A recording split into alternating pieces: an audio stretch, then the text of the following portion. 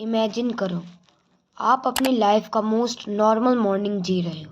आपको बिल्कुल आइडिया नहीं है कि नेक्स्ट 60 सेकेंड्स में आपकी पूरी दुनिया ख़त्म होने वाली है। 8:15 6 अगस्त 1945। आसमान बिल्कुल क्लियर था, कोई सायरन नहीं, कोई अलर्ट नहीं, क्योंकि जो होने वाला था वो इंसान ने पहली बार किया था। एक ऐसा एक्सपेरिमेंट जिसमें एक पूरी सिटी को टेस्ट सब्जेक्ट बनाया गया, और सिर्फ एक फ्लैश का भी नोटेन टेम्परेचर सन के सरफेस से ज़्यादा था, एयर प्रेशर ह्यूरिकेन से 10 गुना ज़्यादा, रेडिएशन इनविजिबल पॉइजन की तरह स्प्रेड होता था, और कुछ सेकंड में पूरी सिविलाइजेशन एशेज में बदल गई। ये सिर्फ वॉर की स्टोरी नहीं है, ये है साइंस का सबसे डेंजरस मूवमेंट, पॉलिटिक्स का सबसे रूदलेस डिसीजन, और ह्यूमैनिटी की सबसे haunting warning. Welcome to Creepyverse. आज हम जानेंगे हिरोशिमा की वो सच्चाई जो स्कूल बुक्स में कभी डिटेल में नहीं बताई गई। सब कुछ स्टार्ट हुआ 1938 में। जर्मनी के साइंटिस्ट ने डिस्कवर किया न्यूक्लियर फिजन। इसका मतलब एक एटम तोड़ने पर मैसिव एनर्जी रिलीज होती है। ये डिस्कवरी सिर्फ साइंटिफिक ब्रेक थ्रू नहीं थी, ये एक ग्लोबल पैनिक बन गया, क्योंकि सबको डर था अगर हिटलर पहला एटॉमिक बम बना लेता तो दुनिया का पावर बैलेंस इंस्टेंटली चेंज हो जाता। इसी फेयर ने यूएस को फोर्स किया स्टार्ट करने के लिए मैनहट्टन प्रोजेक्ट, हिस्ट्री का most expensive and secret programme. Facts जो रियरली बताए जाते हैं: 1,30,000 workers involve, entire secret cities बनाई गई, साइंटिस्ट को भी फाइनल पर्पस नहीं बताया गया। एक साइंटिस्ट ने बाद में लिखा, we felt we were racing against time, not knowing what would happen if we won. यानी उनको पता था ये डिस्कवरी ह्यूमैनिटी को सेव भी कर सकती है और डिस्ट्रॉय भी। हिरोशिमा चूज करने का प्रोसेस शॉकिंग था। यूएस टारगेट कम्युनिटी ने एक डिटेल्ड साइकोलॉजिकल एनालिसिस किया। उन्होंने लिखा, टारगेट ऐसा होना चाहिए जहां ब्लास्ट मैक्सिमम विजिबल हो, सिटी अनटच्ड होनी चाहिए ताकि इफेक्ट क्लियर हो, इम्पैक्ट स्पेक्टेकुलर होना चाहिए। वर्ड यूज हुए स्पेक्टेकुलर डिस्ट्रक्शन, यानी हिरोशिमा सिर्फ मिलिट्री टारगेट नहीं था, ये एक डेमोन्स्ट्रेशन साइट थी। एटॉमिक बॉम्ब सिर्फ एक्सप्लोजन नहीं होता है, वो एक चेन रिएक्शन होता है। जब लिटिल बॉय एक्सप्लोड हुआ, एक माइक्रो सेकेंड में यूरेनियम एटम स्प्लिट हो गए, फायर बॉल क्रिएट हुआ 300 मीटर वाइड, लाइट फ्लैश सन से भी 10 गुना ब्राइटर, हीट इतनी इंटेंस थी कि स्क्रीन इंस्टेंटली कार्बोनाइज हो गई, क्लोथ्स इग्नाइट हो गए, मेटल स्ट्रक्चर्स मेल्ट हो गए, और फिर स्टार्ट हुआ फायर स्टॉर्म इफेक्ट। ब्लास्ट के बाद एयर ऑक्सीजन रैपिडली बर्न हुई, इससे क्रिएट हुआ मैसिव वैक्यूम जो एयर को ह्यूरिकेन स्पीड से खींचता है। रिजल्ट, पूरा सिटी एक जाइंट फर्नेस बन गई। डीप रिसर्च बताता है कि हिरोशिमा के मोस्ट डेथ्स ब्लास्ट से नहीं हुए, रेडिएशन से हुए। रेडिएशन क्या करता है? रेडिएशन डीएनए डिस्ट्रॉय करता है, ब्लड प्रोडक्शन स्टॉप करता है, इंटरनल ऑर्गन्स कोलैप्स कर देता है। सर्वाइवर्स ने डिस्क्राइब किया कि लोग चल रहे थे लेकिन कुछ घंटे बाद गिरकर मर गए। इसको बोला गया वॉकिंग घोस्ट। यहाँ सबसे शॉकिंग रिसर्च आता है कि एटॉमिक बॉम्ब का डिसीजन सिर्फ जापान के अगेंस्ट नहीं था, एक हिडन जियोपॉलिटिकल मोटिव भी था, सोवियत यूनियन को वार्निंग देना। यूएस लीडर जानते थे वॉर के बाद नेक्स्ट ग्लोबल राइवलरी स्टार्ट होगी, इसीलिए हिरोशिमा एक मिलिट्री स्ट्राइक के साथ साथ कोल्ड वॉर का ओपनिंग सिंगल भी था। हिरोशिमा ने सिर्फ जापान को नहीं, दुनिया को साइकोलॉजिकली चेंज कर दिया।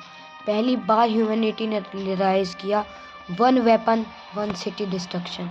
इससे स्टार्ट हुआ nuclear arm race, global fear politics, mutually assured destruction doctrine. यानी वॉर का मतलब अब विक्ट्री नहीं, टोटल एनिहिलेशन हो गया।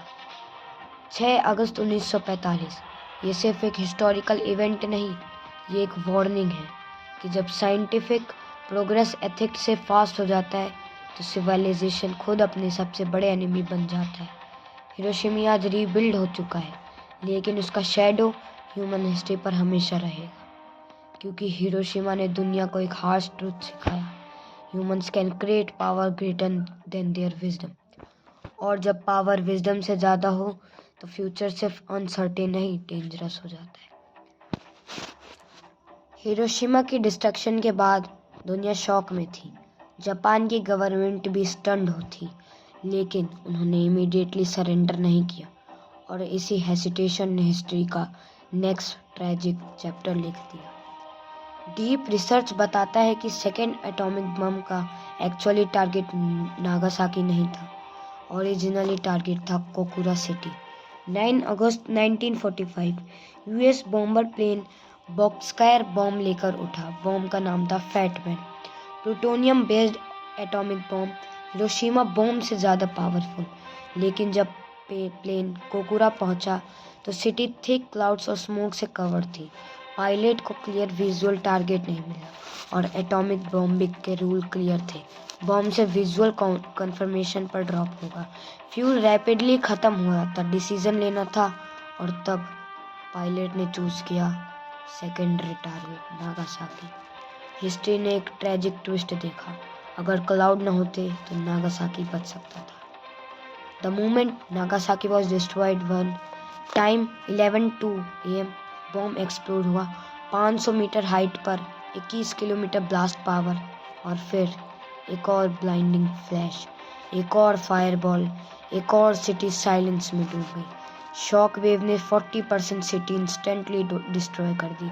40,000 लोग तुरंत मर गए। लेकिन नागासाकी का जियोग्राफी डिफरेंट था। माउंटेन्स ने ब्लास्ट इम्पैक्ट थोड़ा लिमिट कर दिया, इसीलिए डिस्ट्रक्शन हिरोशिमा से स्लाइटली कम था, लेकिन सफरिंग उतनी ही टेरिफाइंग थी। सर्वाइवर्स ने डिस्क्राइब किया कि ब्लैक रेन फॉल हुई, रेडियो एक्टिव पार्टिकल्स के साथ लोगों की स्किन जलकर लटक रही थी, पानी के सोर्सेस पॉइजन बन गए थे। हफ्तों के अंदर 30,000 लोग रेडिएशन से मारे गए। नागासाकी के सर्वाइवर्स को कहा गया hibakusha, meaning people affected by the bomb. उनको डेकेड्स तक डिस्क्रिमिनेशन फेस करना पड़ा। हिरोशिमा एक शॉक था, लेकिन नागासाकी ने दुनिया को एक टेरिफिंग रिजल्यूशन दिया। एटम बॉम्ब एक एक्सीडेंट नहीं, ये रिपीटेबल वेपन था। इसका मतलब ह्यूमैनिटी अब कैपेबल थी एक नहीं मल्टीपल सिटीज डिस्ट्रॉय करने के लिए। और यही मोमेंट था जब nuclear fear permanently global consequence में एंटर हो जाए। नागासाकी बॉम्बिंग के सिर्फ 6 दिन बाद जापान ने सरेंडर अनाउंस कर दिया। 15 अगस्त 1945 वर्ल्ड वॉर 2 ऑफिशियली एंड हो गया, लेकिन price 2 lakh plus civilian deaths, generational of trauma और ह्यूमैनिटी का परमानेंट डर। हिरोशिमा ने शॉक दिया दुनिया को, लेकिन नागासाकी ने एक टेरिफिंग ट्रूथ कंफर्म कर दिया कि न्यूक्लियर पावर एक वार्निंग नहीं, एक परमानेंट थ्रेट बन चुका है। और तब से दुनिया एक साइलेंट फियर के साथ जी रही है कि अगर कभी न्यूक्लियर वॉर हुआ तो नेक्स्ट हिरोशिमा या नागासाकी कोई भी सिटी हो सकती है। 6 अगस्त और 9 अगस्त 1945 ने दुनिया को एक परमानेंट सच सिखा दिया कि इंसान ने ऐसी पावर बना ली है जो सिविलाइजेशन को सेकंड्स में ख़त्म कर सकती है। और शायद इसीलिए न्यूक्लियर